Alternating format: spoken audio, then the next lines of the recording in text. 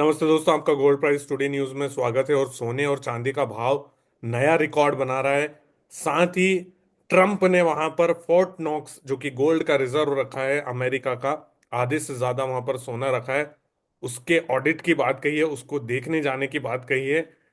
तो क्या कुछ हो सकता है भाव की तेजी और मंदी में? और क्या रूस और यूक्रेन का युद्ध रुकने वाला है? क्योंकि लगातार रोजाना उस पर अपडेट आ रहे हैं। इसी पर बातचीत करने के लिए आज हमारे साथ केडिया कमोडिटी से अजय केडिया जी हैं। अजय जी, आपका स्वागत है।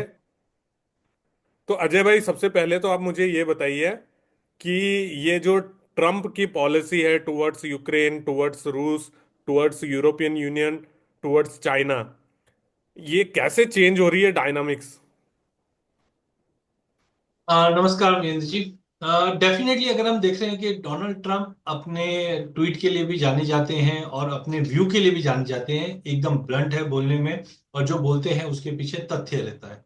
तो मुझे लगता है, देखिए, सबसे पहले जब इलेक्शन लड़ रहा था तब क्लियरली कहा, यही चीज पे लड़ रहे थे कि ये जो लड़ाई हो रही है रशिया और यूक्रेन के बीच में, अननेसेसरी यूएस अपनी फंडिंग लगा रहा है और उसी की वजह से यूएस में रिसेशन जैसे माहौल बने हुए हैं। तो ये चीज तो तय थी नवंबर में जीत के बाद कि आते ही, और डोनाल्ड ट्रंप ने खुद ने भी कहा था कि मैं आते ही सबसे पहले विश्व में शांति लाऊंगा। और आप ये देखिए, 2016-17 वाले टेन्योर में भी ऐसा ही था। जब हमने नॉर्थ कोरिया में टेंशन देख रहे थे, वो टाइम पे डोनाल्ड ट्रंप ने ही इसको पूर्ण विराम लगाया। या मिडिल ईस्ट के अंदर अफगानिस्तान तालिबान का भी जो कंसर्न चल रहा था, तो डोनाल्ड ट्रंप के टेन्योर में ही उसको युद्ध विराम लगा था। तो ये चीज तो पक्की है कि जिस ढंग से अभी जो नए डायनामिक्स आ रहे हैं, इनफैक्ट फर्स्ट लेग ऑफ जो पीस टॉक हुआ है, हाँ, सरप्राइज ये जरूर थी कि इसमें यूक्रेन की तरफ से कोई भी नॉमिनेटेड नहीं था। जो भी बात हो रही थी वो रशिया और यूएस के बीच में हो रही है। बट कहीं ना कहीं यूएस ये दिखा दिया है कि मेरा दबदबा कंटिन्यू रहेगा, क्योंकि जो फंडिंग होती है कहीं पे भी, वो यूएस की ओर से होती है। तो आई थिंक के जो नए डायनामिक्स बनेंगे वो डोनाल्ड ट्रंप भी तय करेगा। चाहे वो टैरिफ वॉर को लेकर बने, चाहे रशिया यूक्रेन की युद्ध विराम की और देखते हुए बने। अजय भाई, एक सवाल और मेरे मन में, वो मैं पूछूंगा। जब सुबह से लेकर दोपहर तक सोने और चांदी में तेजी आती है तो कहीं ना कहीं ये एशियन बाइंग होती है, क्योंकि इस समय एशियन मार्केट खुला रहता है। और अभी आप देख रहे हो कि खबर आई है कि वो फोर्ट नॉक्स का गोल्ड का रिजर्व का ऑडिट होगा, उसको देखा जाएगा। और दूसरी तरफ चाइना को लेकर भी एक सॉफ्ट पॉलिसी दिख रही है ट्रम्प के, जो कल स्टेटमेंट दिखे कि वो बोल रहे हैं कि हम नए सिरे से एग्रीमेंट कर सकते हैं। तो क्या ये एशियन बाइंग आ रही है अभी सुबह, इसी वजह से तेजी आ रही है सोने के भाव में? बिल्कुल, देखिए, आज सरप्राइज यही रहा है कि जनरली हम एशियन में ज्यादा बड़ा मूवमेंट नहीं देखते हैं, लेकिन कल जिस ढंग से शाम की गिरावट के बाद आज मार्केट गैप अप खुला डोमेस्टिक मार्केट में, और एशियन बाइंग भी आ रही है, उसके तीन चार कारण है। डेफिनेटली डोनाल्ड ट्रंप का जो टैरिफ को लेकर हमने बार बार में चेंजेस आते हुए देखा। पहले 60% टैरिफ था, अभी 25% हुआ। फिर टाइम दिया गया है, और अब चाइना की और पे हमने देखे नए समीकरण बनने की बात है। और एक तरह से हम बोल सकते हैं ग्लोबल मार्केट के अंदर एक नया डायरेक्शन या नया ग्रुपिज्म होता हुआ दिखाई दे रहा है। क्योंकि अब तक हम देखते थे कि वेस्ट वर्सेस ईस्ट हुआ करता था, और वेस्ट के अंदर हम रशिया, वेस्ट के अंदर यूरोप और यूएस को एक साथ देखा करते थे। बट पिछले कुछ दिनों में जो बातें आ रही है, वहां पे यूरोप अलग थलग पड़ता हुआ दिखाई दे रहा है, और अब बात हो रही है यूएस और रशिया एक साथ आने की बातें हो रही है। और हम जानते हैं कि रशिया और चाइना एक साथ ऑलरेडी है। तो कहीं ना कहीं ये नए समीकरण बन रहे हैं जिसका इम्पैक्ट पड़ रहा है प्राइजेस पे। और इसी को देखते हुए एशियन मार्केट में भी आज हमने तेजी देखी है। और जो आपने फोर्ट नॉक्स का बताया, यहाँ पे मैं इसके कुछ फैक्ट्स एंड फिगर देखे थे, काफी मतलब चौंकाने वाले। जहाँ पे बताया जा रहा है फोर्ट नॉक्स करीबन 50% यूएस का गोल्ड रिजर्व रखता है, जो करीबन 147.3 मिलियन आउंस है, जो करीबन 4581 मैट्रिक टन सोने का होता है, जो 56% होता है। वहीं अगर हम बात करें करंट गोल्ड वैल्यूएशन की, जो बताया जा रहा है करीबन 11.04 बिलियन डॉलर का रहेगा। तो यहाँ पे अब ऑडिट में क्या निकल कर आता है, या यूएस रीपैक गोल्ड को मार्केट प्राइस पे कैसे करता है, या गोल्ड रिजर्व एक्ट जो 1934 में रेज हुआ था, वहां पे ऑफिशियल प्राइस $20 के करीब, 20 से 35 के बीच में था। अब ये सब जो समीकरण निकल के आ रहे हैं, तो सबसे इंपॉर्टेंट रहेगा कि जो लास्ट ऑडिट हुआ था वो 1953 में हुआ था, और लगभग 70-71 साल हो चुके हैं मोटा मोटी इसके अंदर। तो अब ये देखना होगा कि यहाँ से नए समीकरण बनकर क्यों आते हैं, क्योंकि ये इंपॉर्टेंट इसलिए भी है क्योंकि largest gold reserve US hold करता है, जो करीबन 8,133.5 मेट्रिक टन है। तो आई थिंक काफी इंपॉर्टेंट रहेगा इसको देखना। अजय भाई आप सही बोल रहे हैं। इसमें मेरा ऑब्जर्वेशन ये है कि घर में आदमी सोना तभी चेक करता है जब आपको कहीं कुछ करना हो उस सोने का। अदरवाइज आपके पास रिजर्व रखा है, आपके घर में पैसा रखा है, रिजर्व रखा है तो रखा है, आदमी भूल जाता है। पर चेक तभी होता है कि देखे तो सही अपना पैसा है नहीं, पता चला बाहर आपको खर्च करने जाना है, कोई बड़ा सामान खरीदना है, कुछ करना है, तब आदमी सोचता है कि चलो चेक करते हैं अपने पास कितना पैसा है। तो कहीं ये एक नया वहां पर एंगल ना बन जाए कि चेक तो करे कि अपन सोना अगर मार्केट में कल को रिवैल्यू, बीच में बात भी आई थी कि क्रिप्टो करेंसी का बिटकॉइन का वहां पर रिजर्व बना जाए, सोना बेच के पता चला बेचने जा रहे हैं और है कि नहीं ये तो चेक करे पहले। नहीं, मुझे देखो, ये पॉलिटिकली ड्राइवन भी हो सकता है, बिकॉज बहुत बार होता है कि हम सोचते हैं कि हमारे पास रिजर्व पड़ा है, बट हमारा सिक्का कितना खरा है कितना खोटा है, वो भी परखने की जरूरत है। तो आई थिंक, और ये बड़ी बात है कि आज अगर हम अभी जस्ट में जो डेटा देख रहा था, तो यहाँ पे बताया जा रहा है कि 1971 के बाद से जो सॉरी प्रीवियसली जो गोल्ड रिवैल्यूएशन हुआ था 1934 में हुआ था, जहाँ पे इंक्रीज हुआ था वैल्यू का 69% से। तो आई थिंक ये कुछ बड़ा होने वाला है। इसको खाली एक ब्रेकिंग न्यूज के तौर पे नहीं देखना चाहिए। मुझे लगता है कि ये एक माइलस्टोन हो सकता है ये दशक का। तो मुझे लगता है कि इसको वापस रिव्यू मैं भी करता हूँ इस चीज के ऊपर। एक सारे पॉइंट्स हमें देखना चाहिए, क्योंकि 1953 के बाद अगर हो रहा है तो आपने बिल्कुल सही चीज पकड़ी। कुछ कारण तो है। बिना आग, बिना बोलते हैं ना, बिना धुआं के आग नहीं लगती है।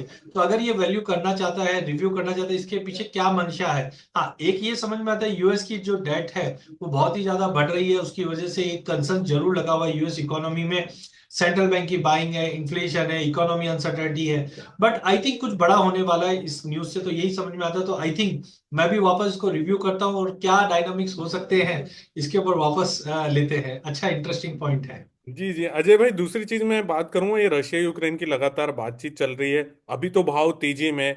कभी ये युद्ध विराम आता है और ऐसा कहा जा रहा है कि इस महीने के एंड तक शायद ट्रम्प और पुतिन की मुलाकात भी हो, वहां पर डिस्कशन हो। और ये इतनी बड़ी चीज है कि ये शायद उस मीटिंग में अनाउंस या उसके आगे अनाउंस हो, क्या कुछ है, क्योंकि एक बैठक हो गई है रियाद में, दोनों रूस और यूक्रेन, रूस और अमेरिका की। यूक्रेन उससे बाहर था, यूरोपियन यूनियन बाहर था। तो इसकी वजह से सोने के ऊपर कुछ ज्यादा इम्पैक्ट देखते हैं क्या आप, आएगा इम्पैक्ट? और अगर ये वॉलेटिलिटी बढ़ती है तो ऐसे में जो हमारे ज्वेलर भाई है, क्योंकि अभी प्राइस अप है, फिर उन्होंने उनको प्राइस डाउन होता है, तो उन लोगों को क्या करना चाहिए ऐसे में? देखिए, काफी इंपॉर्टेंट मुद्दा है, बिकॉज हमने ये जो लड़ाई थी वो 2022 में मार्च से आते हुए देखी, और फिर से मार्च आने के लिए तैयार है। तो अब तक हमने एक चीज समझी, कभी भी कोई भी ऐसा इवेंट होता है उसके अंदर एक प्रीमियम तो छुप जाता है। तो वॉर प्रीमियम तो डेफिनेटली इंक्लूड है। बट आई थिंक के इतना बड़ा बड़ा फैक्टर भी नहीं है, बिकॉज 3 साल से ये फैक्टर हमारे साथ चल रहा था। और हमने देखा भी है, मिडिल ईस्ट में जब ये सीज फायर हुआ था उसके बाद सोने में लगभग 100 सवा 100 डॉलर का एक वॉलिटिलिटी वाला क्रिएट हुआ, और बाद में मार्केट वापस अगले फंडामेंटल्स के लिए चले गया। तो पहला पॉइंट मेरा है कि वॉर प्रीमियम डेफिनेटली इरोड होता है। तो प्राइजेस के अंदर 100 से 150, $200 तक का एक पुल बैक दिख जाए। क्योंकि आप समझे कि अब तक हम बात क्या कर रहे थे, $3,000 दिखेगा, $3,000 दिखेगा, तो ये नजदीक पहुंच चुका है अभी। अब अगर 3,000 के ऊपर जाना है तो we need a very strong reason.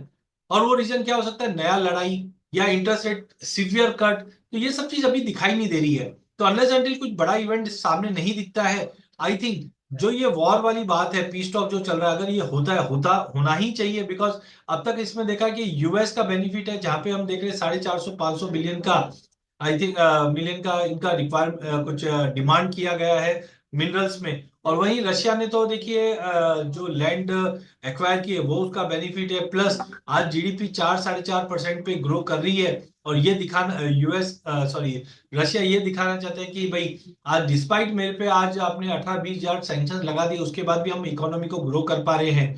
तो कहीं ना कहीं ये विन विन सिचुएशन यूएस की भी बन जाती है, क्योंकि डोनाल्ड ट्रंप को ये दिखाना है कि मेरे आने के बाद मैंने युद्ध विराम किया, और लोगों का जो टैक्स टैक्स वाला पैसा था उसको बचा लिया मैंने। तो यूएस और रशिया डेफिनेटली विन विन में रहेंगे।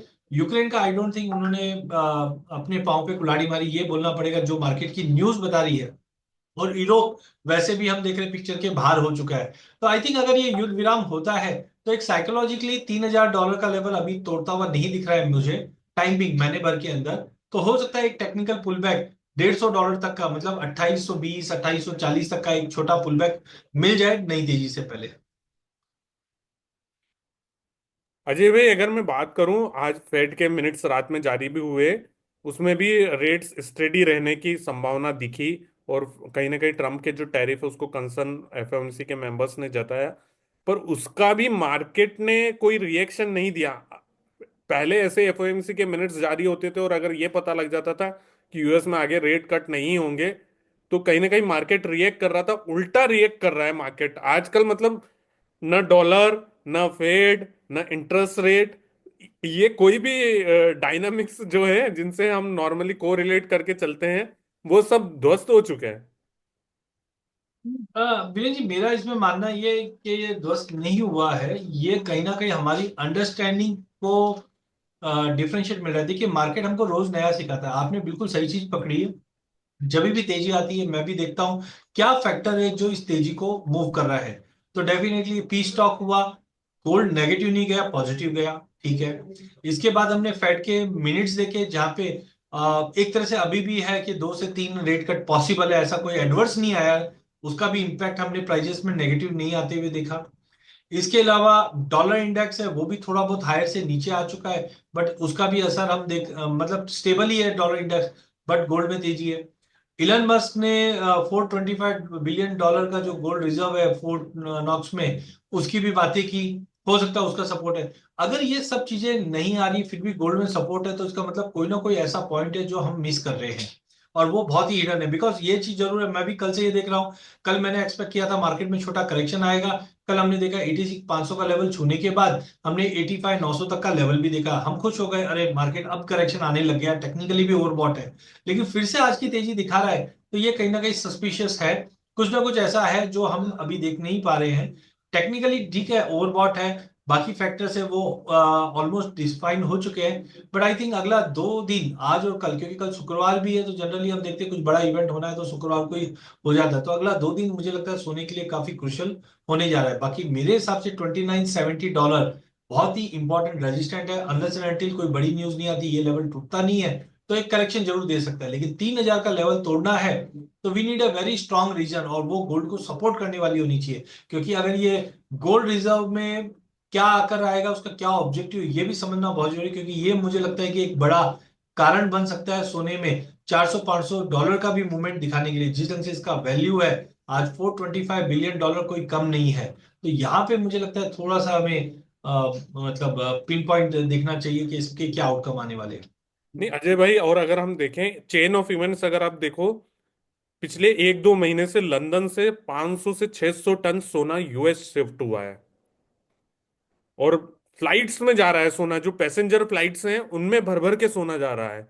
मतलब, और लंदन में लाइन लगी हुई है डिलीवरी लेने के लिए। अभी एक स्टोरी भी आई थी कि वहां पे जो लंदन के बैंक ऑफ इंग्लैंड के कोई जाने में उनको दिक्कतें हो रही, क्योंकि बाहर भीड़ लगी हुई है वो सोने की डिलीवरी लेने के लिए बैंक ऑफ इंग्लैंड से। तो कहीं ना कहीं हाँ, यूएस में एक बड़ा सोने का वापस से, जिसको कह रहे हैं, किसी को नहीं मालूम कि ये सोना यूएस में कौन इकट्ठा कर रहा है, कहाँ जा रहा है, किस जगह इसको इकट्ठा किया जा रहा है, या कौन ले जा रहा है। पर ये चेन ऑफ इवेंट्स कहीं ना कहीं जुड़ जरूर रहा है। अजय भाई, आपको भारत में क्या लग रहा है, अभी क्या रहेगा सोने चांदी का भाव? देखिए, इंटरेस्टिंग टॉपिक था, और आपने मुझे डेफिनेटली जो गोल्ड रिजर्व फोर्ट नॉक्स वाली रिपोर्ट मैंने देखी थी, तो हम तो खाली ये समझ रहे थे कि भाई कुछ है। लेकिन अब जब मैं आपसे बात कर रहा था, मैं पूरी रिपोर्ट पढ़ रहा था, आई थिंक कुछ बड़ा इसमें होने वाला है। बिकॉज यहाँ पे हम देख रहे हैं फिजिकल गोल्ड मूवमेंट, शॉर्टेजेस, और अपने आप को इंसुलेट करने की। अच्छा, एक डेटा और मैं देख रहा था, चाइना के गोल्ड इंपोर्ट। बिकॉज जो पिछले साल के नंबर्स दिख रहे हैं और उसमें कुछ मिसमैच आ रहा है, बताया जा रहा है कि चाइना ने जितना डिस्क्लोज किया उससे ज्यादा गोल्ड इंपोर्ट हुआ है। तो ये सब गोल्ड के पीछे पड़े हुए हैं, और हम लोग टेक्निकली देख रहे हैं, बोला गोल्ड ओवरबॉट है। तो ऐसी बेवकूफी हमें नहीं करनी चाहिए, कुछ बड़ा होने वाला है।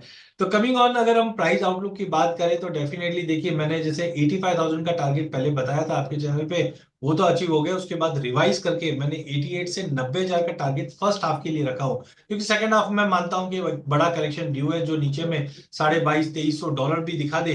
लेकिन फर्स्ट हाफ में जिस ढंग से अभी ये रिजर्व वाली न्यूज आ गई, पी स्टॉक की न्यूज आ गई, ये सब चीजें बहुत ही ज्यादा वॉलिटिलिटी क्रिएट करेगा। तो I think unless and until 87,000 के ऊपर नहीं निकलता है सोना। हाँ, टेक्निकली पहले मुझे लगता है कि एक छोटा करेक्शन, जैसे कल भी हमने 500-600 पॉइंट का देखा है, तो एटलीस्ट 1,000-1,500 का एक छोटा करेक्शन मेरे को पहले दिखता है। हाँ, 87 अगर तोड़ देता है तो फिर वापस मार्केट ठीक है ओवरबॉट में रहेगा, तो कॉशियस रह के काम करना चाहिए, क्योंकि 87 के ऊपर 88,400 का ही टारगेट दिखता है सीधा। तो वॉलिटिलिटी रहेगी, बट अगला 2 दिन बहुत ही क्रुशियल होने वाला है। और चांदी अभी 97,000 क्रॉस कर गई है। अब 1 लाख से वापस करीब 2 सवा 2 हजार ही दूर है अजय भाई। 97,300 अभी चल रही है, तो 2,700 रुपये ही अभी वापस 1 लाख से दूर है। तो क्या ये टेक्निकल देखिए, लेवल जब देखते जब लाख रुपए से टूटा था तब हमारा एक्सपेक्टेशन था मार्केट एक करेक्शन दिखाएगा और 90,000 तक का लेवल दिखना चाहिए, बट हमने नीचे में 87-88 तक का भी लो देखा है। अब मोटा मोटी आप देखिए कि नीचे में से 87-88 से अगर बढ़ा है तो कम से कम मोटा मोटी हमने 10,000 के भाव में तेजी देखी है। तो यहाँ पे ठीक है 96,500 के ऊपर सीधा टारगेट 1,03,000 का आता है। तो मैं अभी भी दृढ़ हूं कि 1,03,000 का लेवल दिखेगा जरूर। बट सामने एक्सपायरी के चलते मुझे लगता है बार बार में रिदम ब्रेक होता हुआ दिख रहा है। तो एक बार थोड़ा बहुत करेक्शन अगर मिलता है, मुझे री एंट्री का मौका मिलेगा 94,000 के करीब, तो मैं डेफिनेटली लेके चलूंगा।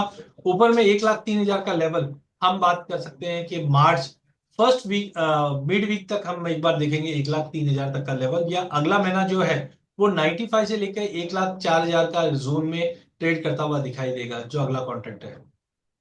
चलो अजय भाई, बहुत बहुत अच्छा लगा आपसे बातचीत करके। एक चीज और मैं बता दूं दोस्तों, जैसे अजय भाई ने भी बोला, गोल्ड के आसपास कुछ हो जरूर रहा है, क्योंकि मस्क रोजाना 2 ट्वीट करते हैं गोल्ड को लेकर, गोल्ड के रिजर्व को लेकर रोजाना उनके 2 ट्वीट जरूर सामने आते हैं।